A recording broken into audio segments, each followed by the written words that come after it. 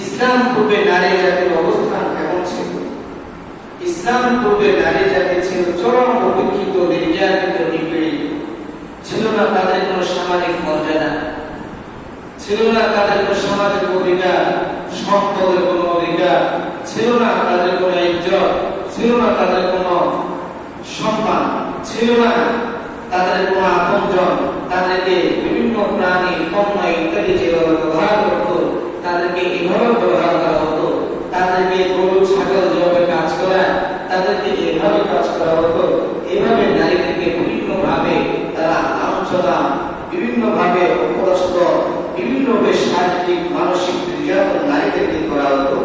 নিম্নে আমরা কিছু কারণ, কিছু জিনিস আমরা উল্লেখ করছি। নারীদেরকে আরব সভ্যতায়, আরবদের মধ্যে এমন এক অবস্থা ছিল জাহিলি জামানায়, যদি কারো জীবিত সন্তান, কারো কন্যা সন্তান জন্মগ্রহণ করত, তখন কি করত? তারা তাদের চেহারাগুলো কালো করে ফেলত। তারা তাদের চেহারাগুলো কালো হয়ে যেত। তারা নিজেদেরকে মনে করত যে আমাদের তো কপাল ভালো না, আমাদের তো অলক্ষী জন্ম নিয়েছে। তারা তাদের চেহারাকে কালো করে ফেলত। তারা আল্লাহ পাক রব্বুল আলামিন কোরআনুল কারীমের মধ্যে বলতেছেন, ওয়াইদা বুশিরা আহাদুহুম বিল উনসা ওয়াল্লা ওয়াজহুহু মুসওয়াদ্দান ওয়া হুয়া কাযীম। আল্লাহ পাক রব্বুল আলামিন পবিত্র কালামুল্লাহ শরীফের মধ্যে বলেন, ওয়াইদা বুশিরা আহাদুহুম বিল উনসা ওয়াল্লা ওয়াজহুহু মুসওয়াদ্দান ওয়া হুয়া কাযীম।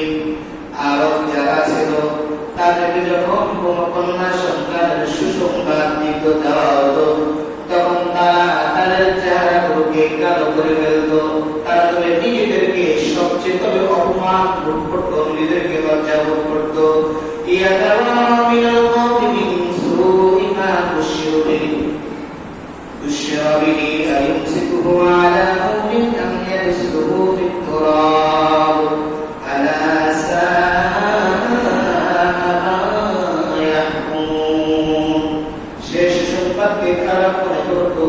মানুষ থেকে লুকিয়ে বেড়ায়, চিন্তা করে এমনটা স্বীকার করে তাকে নিজের কাছে রেখে দিবে, নাকি মাটিকে পুঁতে ফেলবে। এভাবে তবে তারা নারীদেরকে বিভিন্ন ভাবে লাঞ্ছনা করত। নিজেদেরকে তারা মনে করত, এটা আমাদের জন্য বোঝা, এটা আমাদের জন্য বোঝা। এমন অবস্থা হয়েছে আরব যুগে। তারা তবে নারীদেরকে এমন ভাবে তো অপমান অপদস্থ করত।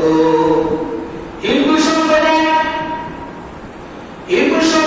এমন একটা জাতি, তাদের ধর্মের মধ্যে এক সময় ছিল, যদি কোন নারীর স্বামী মারা যেত, ওই জীবিত নারীকে স্বামীর সাথে তবে জীবন্ত করে ফেলা হতো।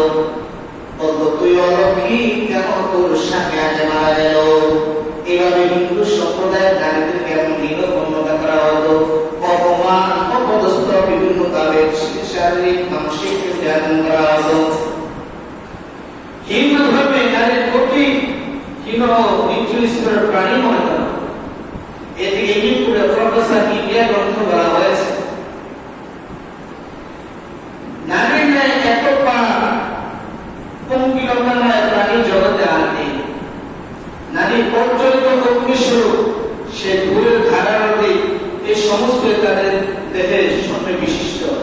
নারীদের প্রতি ঘৃণা ভাব পরে বলা হয়েছে, নারীদেরকে ভালোবাসা পুরুষের উচিত নয়। এটা তাদের একটা গ্রন্থের মতো লেখা আছে। বৌদ্ধ সম্প্রদায়, বৌদ্ধ ধর্মে নারীকে সকল পাপের জন্য দায়ী করা হতো, সকল পাপের জন্য দায়ী করা হতো।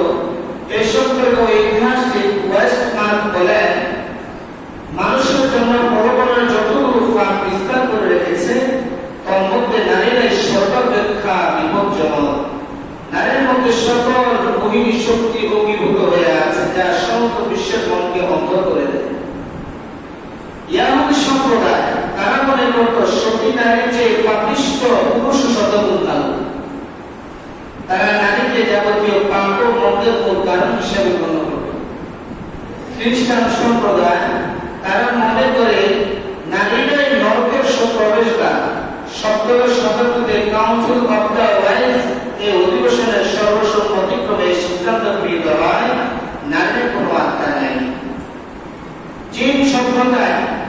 দেশের নারীদের অবস্থান বিবরণ দিতে গিয়ে জৈবিক চীনা নারী বলে মানুষ সমাজে নারীদের স্থান সর্বনিম্ন।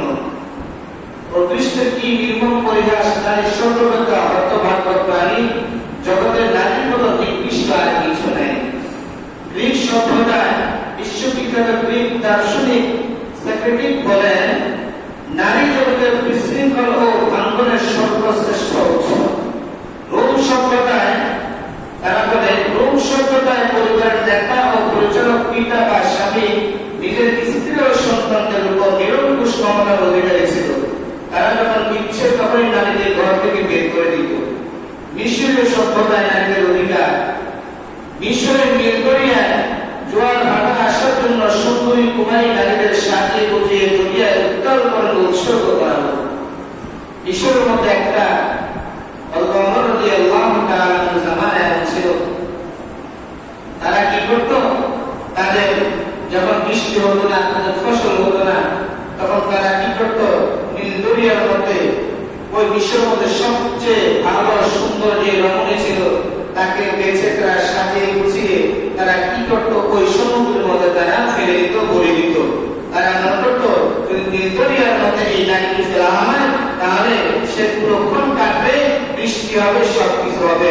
ওমর রাদিয়াল্লাহু তাআলা কাছে যখন এই সংবাদ গেল, ওমর রাদিয়াল্লাহু তাআলা তাৎক্ষণিকভাবে এটা প্রতিহত করলেন এবং আল্লাহর কাছে বললেন, হে আল্লাহ, ইসলাম, হে আল্লাহ, এই ধর্ম যদি সত্যি হয়ে থাকে, ইসলাম ধর্ম যদি সত্যি হয়ে থাকে, আর আল্লাহ আপনি যদি থেকে থাকেন, আর যদি এই নারী সম্প্রদায় যদি মুসলমান সর্বোচ্চ জাতি হতে পারে, তাহলে অবশ্যই অবশ্যই এই নারীদেরকে এই ধরনের উৎসাহ থেকে, এই ধরনের হিংস্র প্রভাব থেকে আপনি অবশ্যই রক্ষা করবেন।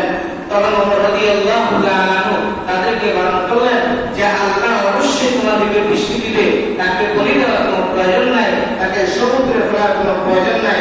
তখন ওই সময় তারা ওমর রাদিয়াল্লাহু তাআলার সাথে ঠাট্টা মশকরা করছিল। ওমর রাদিয়াল্লাহু তাআলা আল্লাহর কাছে দোয়া করছেন, আল্লাহ পাক রব্বুল আলামিন এই নারীদেরকে বলি দেওয়া ছাড়াই আল্লাহ বৃষ্টির ব্যবস্থা করে দিয়েছেন। সুবহানাল্লাহ। তো জাহিলি জামানায় নারীদেরকে এত